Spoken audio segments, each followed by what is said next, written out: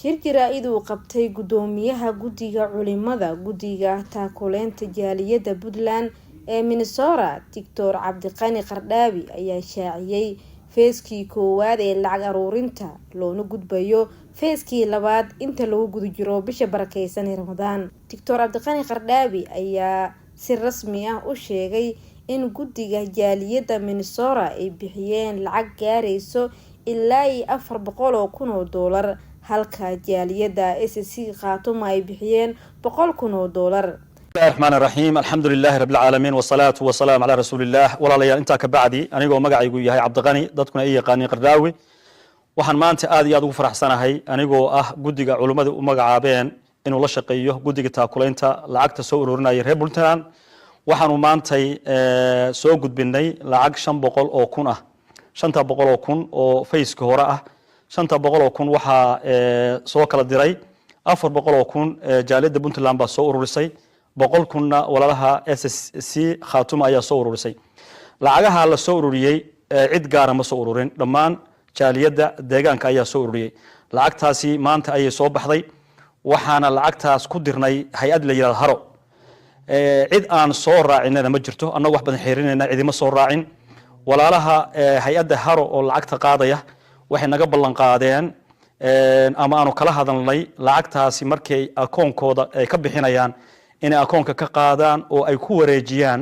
akoonka ay leedahay dawladdu ee taakuleynta taa macnaheedu waxa weeye cid aan dirsanay haddaanu reer Puntland nahay dadka jooga lacagta soo ururiyay cid aanu dirsanay oo lacagtaas sheegan kartaa ma jirto jaaliyada reer Puntland dhamaantood waa soo ururisay cidna kuma aana dirin oo inay raacaan laguma talagelin xaggaas markay tagto lacagtuna lacagtaasi qolada Haara ayaa waxay ku wareejinaysaa toos guddiga taakuleynta cid dhexdhexaad oo lacagta sheegan kartaana ma jirto marka waxaan leenahay walaalayaal waa fayska koowaad awal hore waxa la ballan qaaday lacag 1 milyan fayskii labaad ba hadda la bilaabay insha Allah taala ramadaanka dhexdiisa ayaa la bilaabaya oo lacagta kale oo dhimasho 500 insha Allah taala la soo ururiyo marka walaalaha waxaan leeyahay aad iyo aad oo mahadsantihiin dawladana waxaanu runtii dhageysanay baaqi madaxweynaha Said Cabdullah Diin oo soo jeediyay oo ahayd in la isku tashado lacagta la soo ururiyo lacagta waana soo gudbinay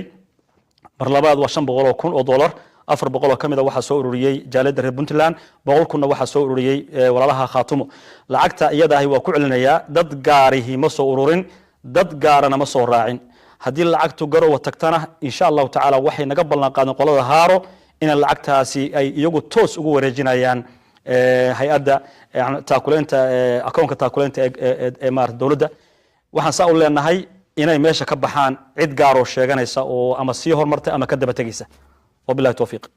Sheekh Faarax Cabdi Jaamac oo xubin ka mid ah guddiga jaaliyada Puntland ayaa u duceeyay dhammaan dadkii ka soo qayb qaatay taakuleenta iyo intii gacan ka geysatay sidoo kale waxa uu carabkiisa ku sii adkeeyay in aysan jirin haba yaraatee cid si gaar ah loo soo raaciyay balse hay'adda Haara loo soo dhiibay isla markaana ay ku wareejin doonto guddiga taakuleenta Puntland waxaana hadalkiisa ka mid ahaa sida tani